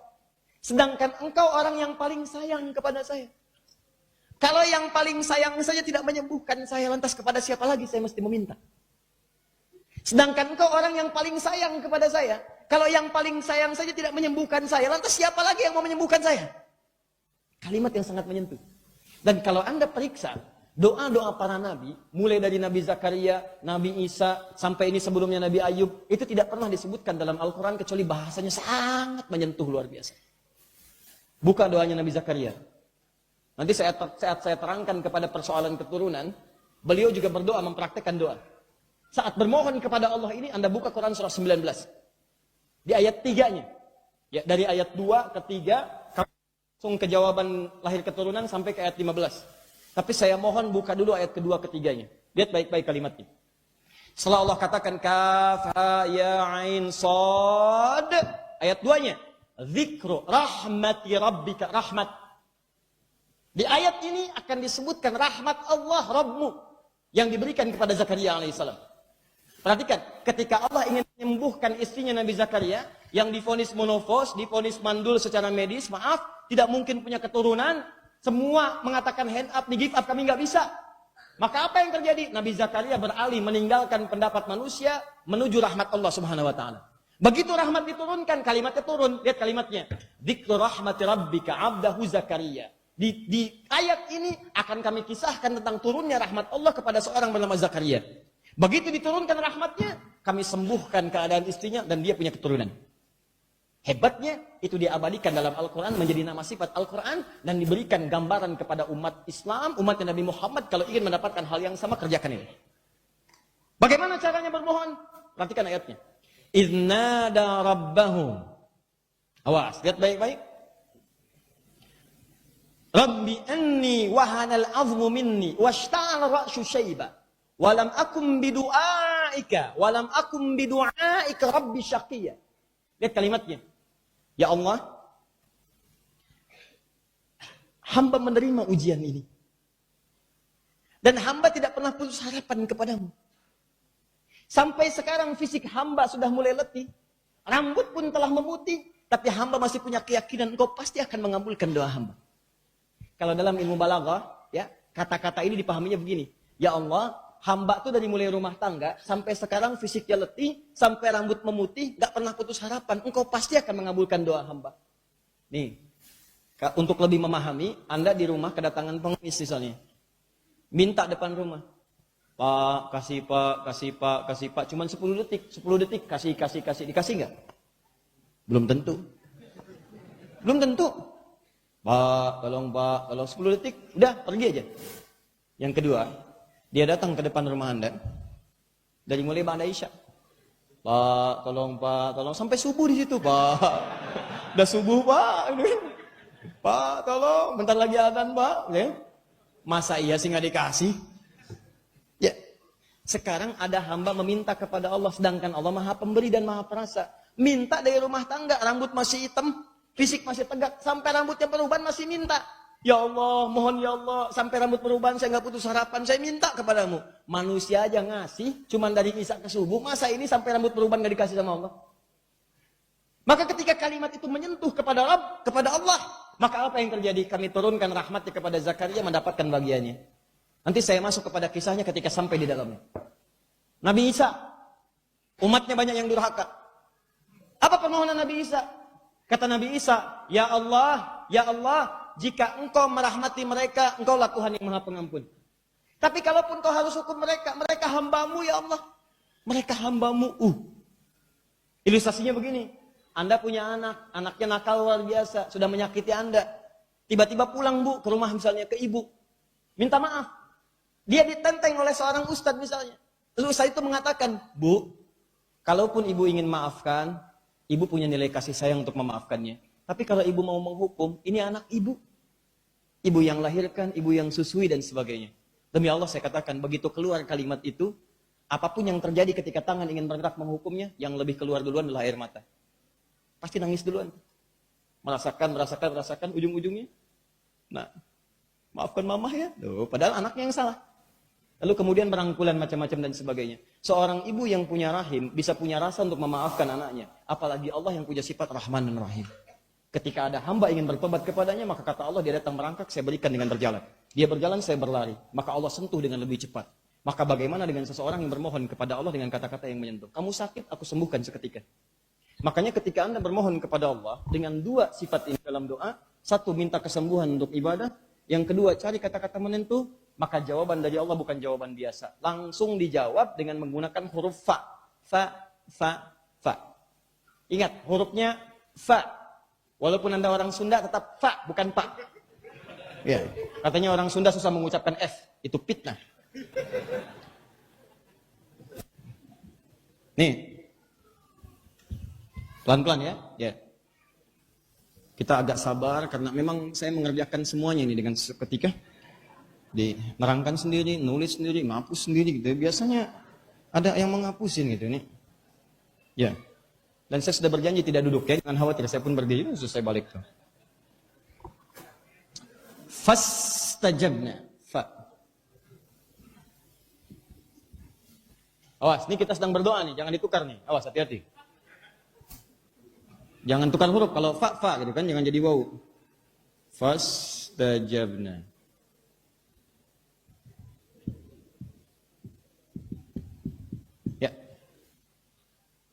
Lihat sini. Ini ayat 84-nya. Ini ayat 84-nya. Ayat 83-nya itu berisi permohonannya. Dan ayat 84 berisi jawabannya. Jawaban dari Allah. Perhatikan sini. Saya turunkan 1, 2, 3. Sudah? Pertama, kalimatnya menggunakan istajaba, bukan ajaba. Padahal ketika Allah menjawab doa, itu menggunakan kata ajaba yujibu. Buka Quran surah kedua, ayat 186, paling kiri sebelah bawah. Ya, saya mau tunjukkan dulu. Buka Quran surah kedua, Al-Baqarah, ayat 186, paling kiri sebelah bawah di mushaf. Itu kaidah. Kaidahnya mengatakan, wa idza sa'alaka 'ibadi 'anni fa inni qarib ujibu. Bukan astajibu. Ujibu. Kaidah doa itu kata Allah, kalau dimohonkan, kalau ada hamba mencari aku ingin bermohon, aku pasti jawab. Ketika Allah menjawab menggunakan kata ujib, ajaba yujibu, jawab. Mudhari, kapan aja diminta, dijawab. Tapi kalau kalimat yang menggunakan istajaba, beda. Kalau ajaba yujibu, seketika jawab. Tanpa syarat, tanpa ada apa-apa, kasih. Begitu minta, jawab. Minta, jawab. Tapi kalau sudah istajaba, maka jawaban itu akan diikat oleh ketentuan tertentu. Ada ista. Ista itu menunjukkan satu permintaan. Anda kerjakan ini, maka jawaban turun. Seakan-akan, kenapa kalimat yang menggunakan istajaba? Fastajabna. Seakan-akan ada isyarat di sini. Kalau kalian ingin dapat jawaban dari Allah, dikabulkan doanya itu, fastajaba, najabna, istajaba, pakai ista nih. Maka kerjakan dulu yang ini nih, dua ini. Ya. Di syaratnya, sempurnakan ikhtiar dari yang ini. Yakin kepada Allah, doa, arahkan kepada ibadah, minta dengan kelembutan. Begitu Anda kerjakan, kami jawab. Tapi kalau Anda nggak kerjakan ini, mau minta-minta pun berdoa, ya, Anda minta, belum tentu cepat. Jadi kalau ingin dipercepat oleh Allah, maka rumusnya Anda sempurnakan dulu ikhtiar yang ini. Begitu sempurnakan yang ini, maka jawaban akan turun dari Allah. Dan jawabannya turun tanpa jeda, menggunakan fa. Saya sering sampaikan. Harfu atfin rabitin baina syai'aini bila hudud. Huruf penyambung konjungsi dua peristiwa. Satu dengan dua tanpa jeda. Peristiwa pertama berdoa, peristiwa kedua pengabulan doa. Antara berdoa dengan dikabulkan tanpa jeda. Begitu doa selesai, pengabulan datang. Pakai fa. Disempurnakan ini. Begitu Anda selesai berdoa, ya Allah mohon. Begitu selesai, datang. Ini yang dikerjakan oleh ibundanya Imam Al-Bukhari. Dia minta kepada Allah. Imam Al-Bukhari itu dulunya buta permanen. Dari kecilnya. Tidak banyak orang tahu. Saya pernah kisahkan beliau lahir, bapaknya kemudian ada, seketika itu kemudian berapa masa meninggal dunia. Diuji lagi yang kedua, buta permanen. Tapi karena dulu orang tuanya sering berdoa kepada Allah, minta-minta kepada Allah supaya anaknya disiapkan jadi ulama, maka Allah berikan ganti. Jadi matanya buta tapi hatinya melihat dengan tajam. Diganti dengan pikirannya, dengan kekuatan ingatan. Di Imam Al-Bukhari itu kalau disebutkan sesuatu seketika ingat. Hafal. Dan hafalnya itu di dalam kepala. Karena ada hafal di luar kepala, ada hafal dalam kepala. Ya. Hafal di luar kepala itu belum masuk, masih di luar. Ini begitu diucapkan seketika. Makanya beliau itu dalam taklim nggak pernah bawa catatan. Ini muridnya banyak tuh, Imam Al-Bukhari muridnya. Tapi bedanya begitu selesai orang nyatat itu catatan bisa diperbaiki oleh Imam Al-Bukhari. Yang kamu catat salah, yang benar itu riwayat ini dari ini disebutkan. Itu Imam Al-Bukhari. Tapi yang paling menarik, seketika kemudian pulang ke rumah, ya gurunya memuji secara singkat supaya tidak terlampau lama. Secara singkat gurunya memuji. Kemudian diarahkan untuk menghafal hadis. Ke ibunya minta, kata ibunya, supaya nggak susah, fokus dulu ke Quran. Anaknya pengen ke hadis juga, pengen belajar hadis. Maka anaknya kembali ke kamarnya, ibunya masuk ke kamar. Saya bacakan kisah ibunya dulu, anaknya kemudian hari. Anaknya itu masuk kamar, ibunya di kamarnya hamparkan sajadah, maka mohon kepada Allah. Dipraktekkan rumus ini. Minta. Ya Al-Basir, Ya Alladhi ala kulli syai'in qadir, a'id basrat abni. Ya Allah, Engkau telah tetapkan anak itu lahir dari rahimku. Engkau yang tetapkan anak itu, Ya Allah, lahir menjadi anakku. Ya Allah, Engkau yang maha melihat, Engkau yang maha memandang, semua kekuatan ada padamu. Maka saya mohon kembalikan penglihatan anak saya, Ya Allah, supaya dia bermanfaat untuk agamanya. Kalau kepada yang maha melihat tidak diberikan penglihatan, kepada siapa lagi saya mesti meminta? Nangis sampai kesulitan, sampai kelelahan, tertidur. Saat tidur itu bermimpi bertemu Nabi Ibrahim alaihissalam. Disampaikan kemudian, anakmu itu akan disembuhkan oleh Allah. Begitu bangun, tiba-tiba anaknya datang. Ummi, laqad ra'ait. Mama, saya udah bisa lihat lagi nih. Kata ibunya kaget. Rubbama ra'aita bi qalbik. Mungkin kamu melihat dengan hati. Kata Al-Bukhari, la, bara'aitu bi'aini. Bahkan saya melihat dengan mata saya. Mama pakai baju ini. Di sekitar kita ada benda ini. Keduanya berpelukan. Sejak saat itulah kemudian beliau konsisten belajar hadis. Sampai Allah berikan taufik kepadanya. Sampai menuliskan kitab Sahih Al-Bukhari selama 16 tahun. Disempurnakan di Masjid Nabi SAW. Dari Masjid Al-Haram di Mekah ke Masjid An-Nabawi. Tapi ada satu amalan yang dikerjakan oleh Imam Al-Bukhari ketika ibunya berdoa. Ibunya berdoa, Imam Al-Bukhari mengerjakan amalan. Apa amalan itu? Nanti kisah yang ketiga ketika masuk. Ya. Nah, kembali ke sini dulu, paham? Jadi begitu antum ingin bermohon, sempurnakan ini, maka Allah akan turunkan dengan cepat. Yang paling hebat, jawabannya menggunakan li ta'zimin nafsi. Fastajabna. Nih, ini yang dahsyat. Jika ada dalam Quran sebuah peristiwa diungkapkan dengan kata singkatan dari nahnu, maka ini menunjukkan peristiwa itu bukan peristiwa biasa. Ada yang dahsyat dan ketentuannya tidak biasa. Contoh, Allah menurunkan Al-Quran di malam, satu malam Al-Qadar. Malamnya menjadi tidak biasa. Ketika Anda ibadah, maka Anda punya pahala lebih daripada 1000 bulan. Malamnya diberkahi. Maka peristiwa turunnya Quran itu menggunakan inna anzalnahu fi. Antum mendapatkan surga, nikmat yang luar biasa. Nabi Muhammad dapat surga, surganya itu luar biasa, lebih daripada surga kita. Nikmatnya banyak, berlimpah, nggak pernah habis. Kata Allah, bahkan kami berikan sampai kamu puas. Wala saufa yu'tika rabbuka fatarda. Padahal kaidah nikmat itu nggak ada yang puas. Begitu dikasih, pengen lagi, kasih, pengen lagi. Itu nikmat tuh. Di dalam nikmat itu nggak ada yang pernah puas. Antum misalnya punya sepeda, apakah puas? Tidak. Begitu sudah dapat sepeda, pengen apa? Motor. Sudah punya motor, pengen apa? Sudah punya mobil, pengen apa? Tuh, mau taruh di mana? Ya. Di kaidah nikmat itu begitu. Nanti ada satu keadaan yang Allah berikan sampai antum merasa puas. Sudah ya Allah, sudah puas. Kasih terus. Sesuatu yang banyak disebut dengan kathirun, kathratun. Kalau banyak sekali berlimpah sampai puas disebut dengan kautsar. Kautsar. Surganya Nabi sifatnya kautsar. Ketika Allah menurunkan surah Al-Kautsar menggunakan inna a'tainakal.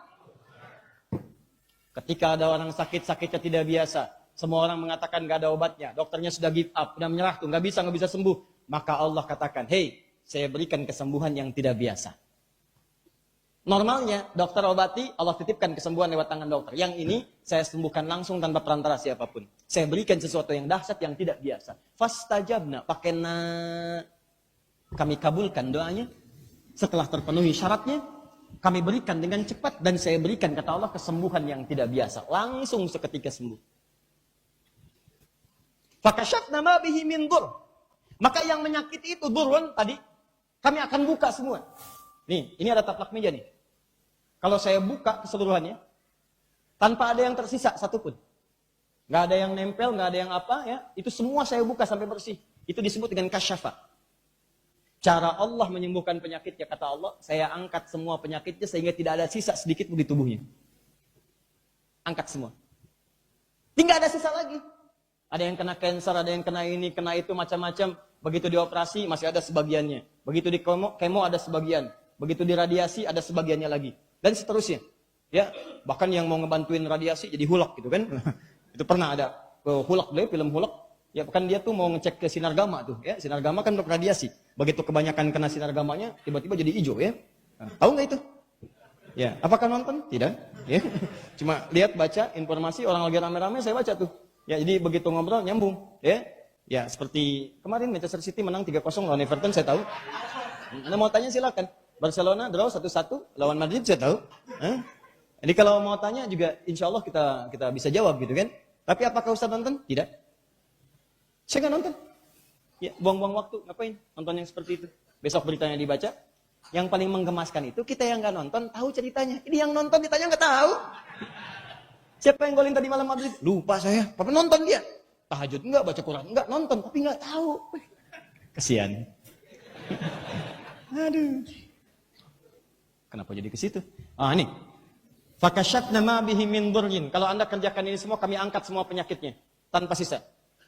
Yang paling hebat, penyakitnya diangkat, semua yang dirasakan bilang dikembalikan lagi, harta kembali lagi. Ada orang udah bayar-bayar banyak, rumah sakit macam-macam dan sebagainya. Ini kalau Anda amalkan ini kata Allah, gak usah keluar banyak tenaga, gak usah keluar banyak biaya. Bahkan yang keluar pun dibalikin lagi oleh Allah. Perhatikan. Wa atainahu ahlahu wa mislahum ma'ahum rahmat. Rahmatnya muncul di situ. Nih, rahmatan min indina. Kami siapkan rahmat khusus dari kami yang kalau kesembuhan diberikan, semua hal-hal yang telah digunakan, harta yang keluar, uang banyak ini dijual, itu dijual, balik lagi itu semuanya. Allahu Akbar. Nabi Ayub itu orang yang sangat baik, tinggal di komplek tempat daerah yang baik. Sifat masyarakat di situ, kalau ada orang baik dibalas dengan kebaikan yang sama. Kalau ada orang sakit sembuh, datang nengok. Nengok itu bukan sekedar nengok, apa yang dipunya dibawa. Punya emas, bawa emas. Punya sapi, bawa sapi. Punya kambing, bawa kambing. Akhirnya ketika mendengar Nabi Ayub sembuh, nengok orang sekampung bawa apa yang mereka punya. Jadilah Nabi Ayub kaya 2 kali lipat dari sebelum sakit. Sakit tadinya. Ya, begitu sakit, harta hilang, tanah hancur semua, kebun hancur, ya, ternak mati, sembuh, nengok orang. Nggak pernah mengeluh, nggak pernah macam-macam tingkat ibadah, yakin dengan Allah. Dibalikan. Orang bilang, hilang semua Ayub. Tapi ternyata 7 tahun itu investasi yang diberikan oleh Allah. Investasi, nambah-nambah. Begitu sembuh 2 kali lipat datang. Bawa ini, bawa itu, bawa macam-macam. Masya Allah. Kaya lagi. Istrinya bergaul lagi. Bergaul lagi. Tadinya anaknya berapa tadi? Masih ingat? 12. Begitu kemudian sembuh, bergaul kembali, apa yang terjadi? Mengandung lagi, mengandung lagi. Setiap mengandung lahir kembar. Mengandung 12 kali, lahir kembar, 24. Tolong. Tuh. Ya. Karena bahasanya, wa mithlahum ma'ahum. Kami kembalikan keluarganya, dan seperti mereka, sama jumlahnya. Jadi yang tadinya 12, datang lagi 24. Kayaknya 2 kali lipat. Keturunan 2 kali lipat. Ya, istri juga luar biasa, menemani dengan setia. Apa yang terjadi setelah itu? Nah, inilah rahasia besarnya. Kalau Anda ingin mendapatkan tambahan yang tadi, sakitnya sembuh, hartanya berlipat, keluarga sejahtera, maka ada tambahan amalan lagi yang ketiga. Kalau cuma yang ini sampai sembuh aja. Sembuh. Ya, tapi tagihan dari rumah sakit tetap itu kan sebelumnya. Terus sebagian susah balik. Tapi kalau Anda ingin tambah yang tadi, hartanya balik lagi dengan banyak, keturunan sejahtera, istri sejahtera, keluarga nikmat, maka ada amalan yang terakhir, ini bagian ketiga. Amalan inilah yang kita akan bahas sekarang. Jangan khawatir ya. Jangan khawatir. Masih ada waktu? 5 menit ya? 5 menit. Bismillah. Fokus.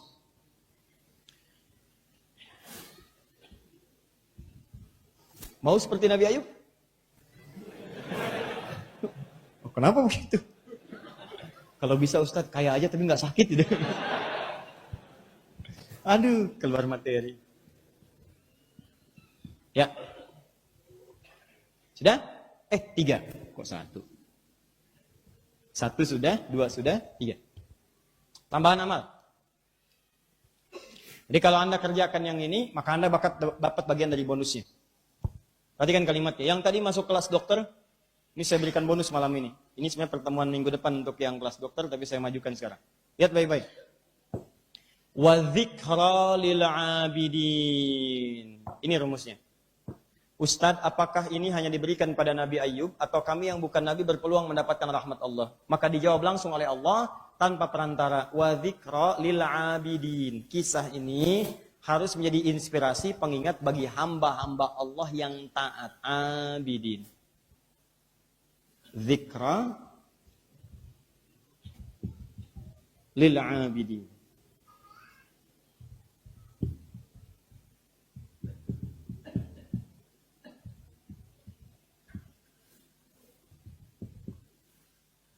Perhatikan.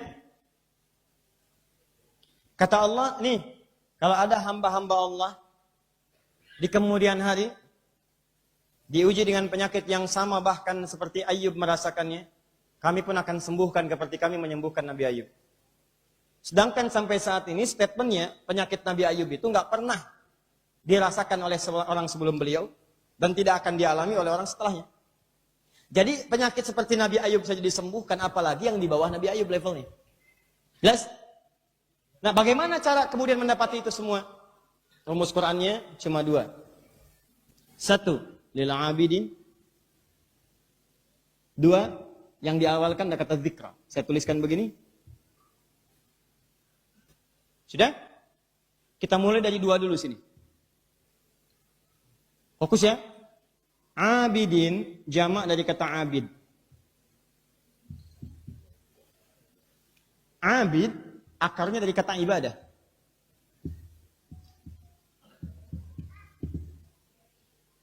Sudah? Perintahnya ubud.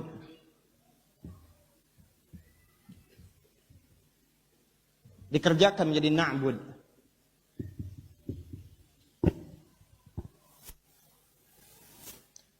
Abid dari kata ibadah asalnya, orang yang ibadah. Ya, abada ya'budu fahuwa abid wa dzaka ma'bud. Ma'bud yang disembah, abid yang menyembah, ibadah. Orang yang ibadah, bukan sekedar hamba. Ya, hamba yang membuktikan kehambaannya dengan beribadah itu disebut abid namanya. Dia tahu dia hamba. Allah itu Rabbnya, Allah Tuhannya. Sifat hamba itu kan melayani Tuhannya kan? Melayani Tuhannya kan? Maka cara seorang hamba Allah melayani Tuhannya adalah dengan cara beribadah. Untuk membuktikan dia hamba Allah Tuhan.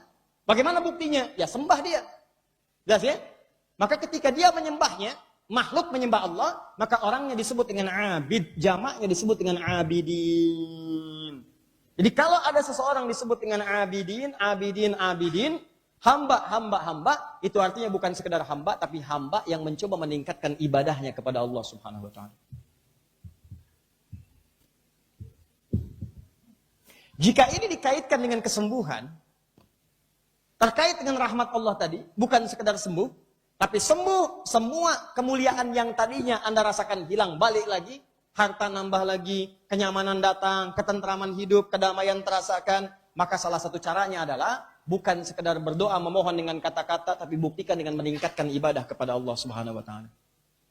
Jadi kalau ingin disembuhkan, tingkatkan ibadahnya dari yang sebelumnya. Misal, sholat ada berapa waktu? 5. Antum sakit, pengen disembuhkan, sholat 5 waktu. Yang sehat 5 waktu juga. Lalu apa bedanya antum dengan yang lain? Yang tidak minta sembuh pun sholatnya 5 waktu juga. Antum minta sembuh, masa sholat 5 waktu juga? Maka kalau antum ingin kemudian tambahkan itu semua, supaya disebut seorang hamba yang meningkatkan ibadahnya, maka tingkatkan dari level orang biasa. Di rumus Qurannya begini, rumus Qurannya. Kalau Anda punya permintaan yang tidak biasa, maka tingkatkanlah ibadah Anda pada level yang tidak biasa. Orang malam tidur, antum bangun. Orang siang makan, antum puasa. Contoh, antum kenal Nabi Ibrahim? Bagus. Ya. Jangan bilang kenal, saya udah lama gak duduk nih. Ya.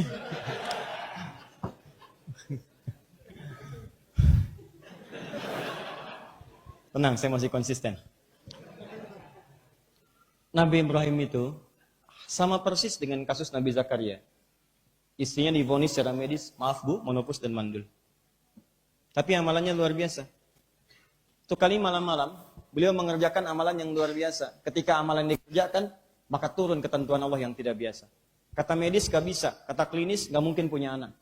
Tapi ketika itu malam-malam kedatangan tamu. Kisahnya surah 51, ayat 24-30, paling kanan sebelah bawah. Hal ataka hadithu dhaifi Ibrahim al-Mukramin. Pernah nggak dengar kisah Nabi Ibrahim yang malam-malam kedatangan tamu-tamu spesial? Malam-malam. Ya, tapi yang paling menarik dimuliakan oleh beliau. Kalau kita tengah malam lah, itu pun tamu cuma mampir, tujuannya ke tempat Nabi Lut, mampir ke tempat Nabi Ibrahim. Begitu mampir, Assalamualaikum, iddakhalu alaihi faqalu salama. Ketika tiba-tiba malam-malam ketuk pintu, Assalamualaikum, Assalamualaikum. Masya Allah. Qala salam, dijawab oleh beliau, Waalaikumsalam. Qaumun munkarun. Orang asing, bukan penduduk sini. Kalau bukan penduduk sini berarti jalannya jauh. Kalau jauh berarti jangan banyak ditanya. Silahkan istirahat masuk. Masya Allah. Apa yang dikerjakan setelah itu? Tiba-tiba, faragha ila ahlihi. Datang kepada isinya Sayyidah Sarah waktu itu. Mengatakan, Ma, ada menu terbaik apa untuk tamu kita malam ini? Nggak ditemukan. Faja'a bi'idlin samin. Menemukan anak sapi, lembu. Ada di belakang. Nyembelih dulu bikin gulai. Malam-malam. Bikin gulai sudah siap dihidangkan. Luar biasa. Tamu malam-malam, tengah malam. Datang. Sempat-sempatnya bikin gulai. Antumlah kedatangan tamu malam-malam jam 2. Assalamualaikum. Assalamualaikum. Tuh. Dijawab nggak? Tidak. Tuh. Jawab aja dulu. Kan menjawab salam hukumnya wajib. Kalau salam sunnah, tapi kalau jawab wajib hukumnya. An-Nisa 86. Wa idza huyyitum bi tahiyyatin fahayyu bi ahsana minha aw rudduha. Kalau Anda ada yang mengucapkan salam, nggak peduli dari manapun, jawab Waalaikumsalam. Jawab dengan yang lebih baik atau semisalnya. Assalamualaikum, Waalaikumsalam. Assalamualaikum, Waalaikumsalam. Buka dong, enggak. Gitu. Kamu siapa? Sate 200 tusuk. Misal. Jawab aja dulu. Waalaikumsalam warahmatullahi wabarakatuh. Habis itu intip dulu jendela. Begitu diintip jam 2 malam. Tamu ada 5, ada 6, ada 7 kelihatan. Jubah putih, rambut panjang. Assalamualaikum. Dibuka nggak? Nggak. Nah, buka dulu aja. Siapa tahu itu malaikat yang datang. Cuma kok menyamar pakai baju putih gitu kan? Nggak usah banyak tanya lah. Pokoknya buka dulu, lihat ya. Waalaikumsalam. Humum munkarun, bukan penduduk sini. Kemudian diberikan. Orang kan umumnya, maaf, jangankan buka. Jawab aja tadi, enggak, gitu kan? Orang umumnya nggak mau terima. Siapa, biarin aja. Ya, tunggu dan seterusnya. Nabi Ibrahim tidak. Beliau melampaui batas-batas layanan biasa. Buka, lihat, sembelihkan lembu, kemudian hidangkan. Itu melewati batas yang biasa. Orang umumnya tidak kerjakan, beliau kerjakan. Begitu mengerjakan itu, maka Allah turunkan rahmat kepadanya.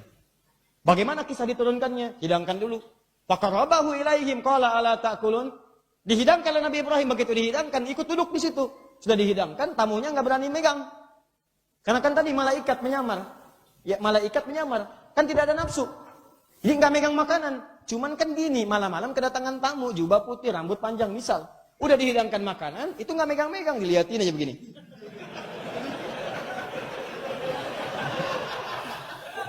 Udah gitu diamati Nabi Ibrahim.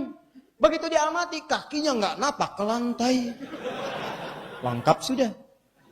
Coba kalau antum ada pada saat itu seperti itu, bagaimana responnya?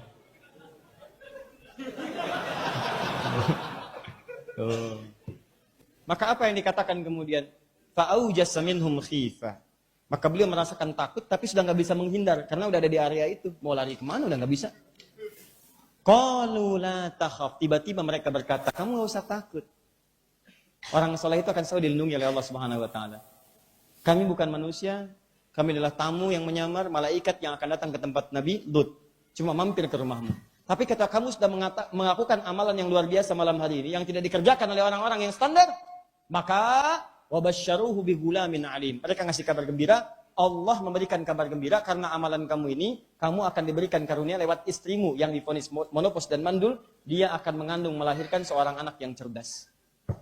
Karena amalan yang tidak biasa itu Allah berikan karunia yang tidak biasa.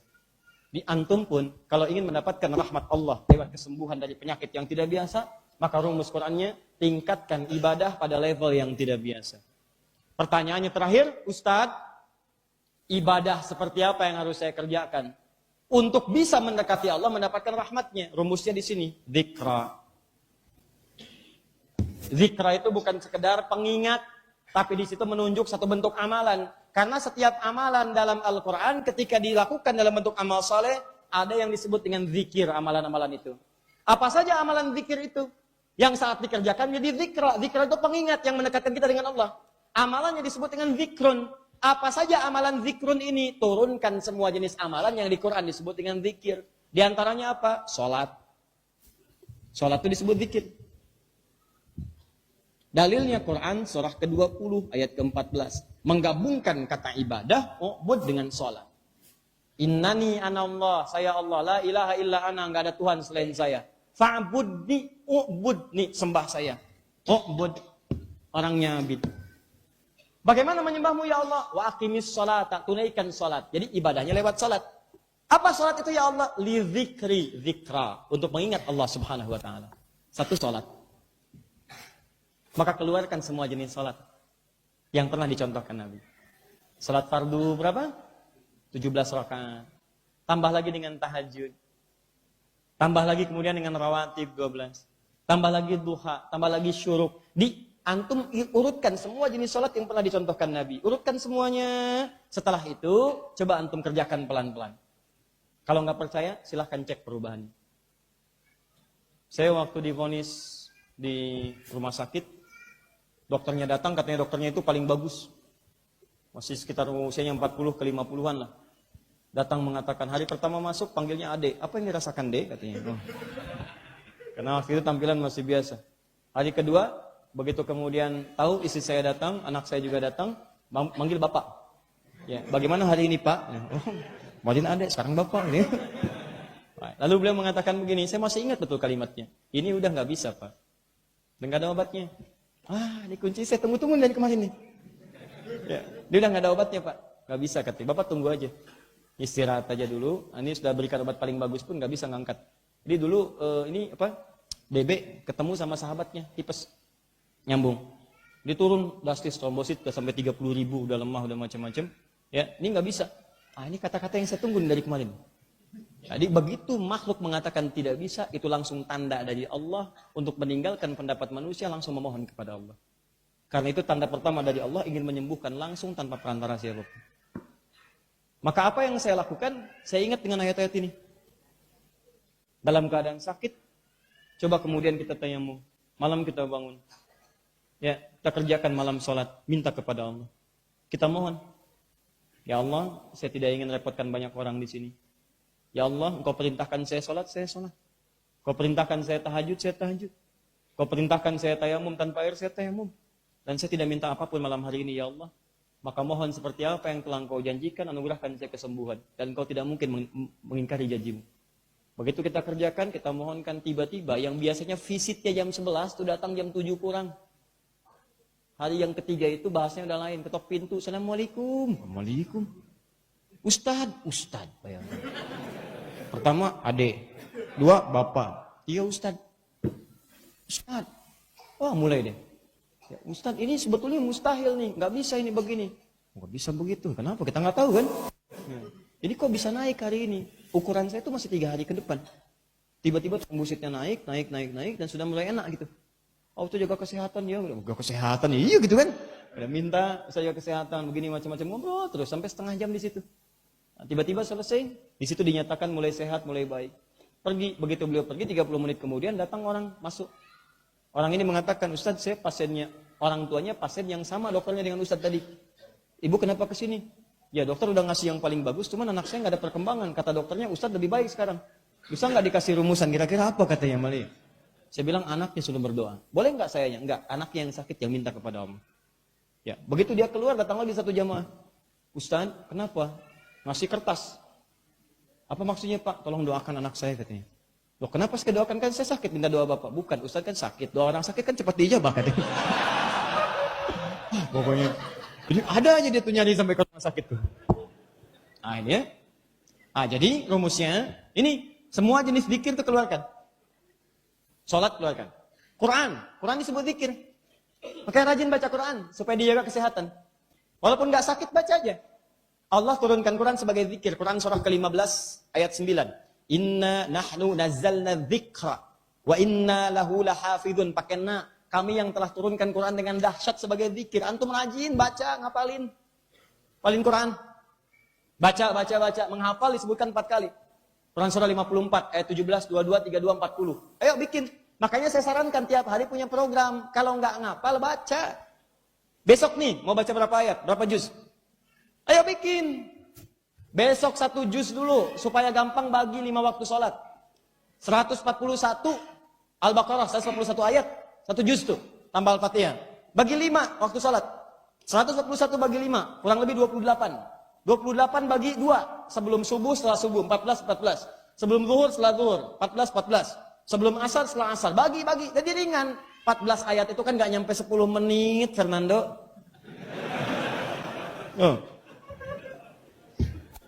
Alif Lam Mim sampai wa idzal laqul ladzina amanu kan gak nyampe 14 menit.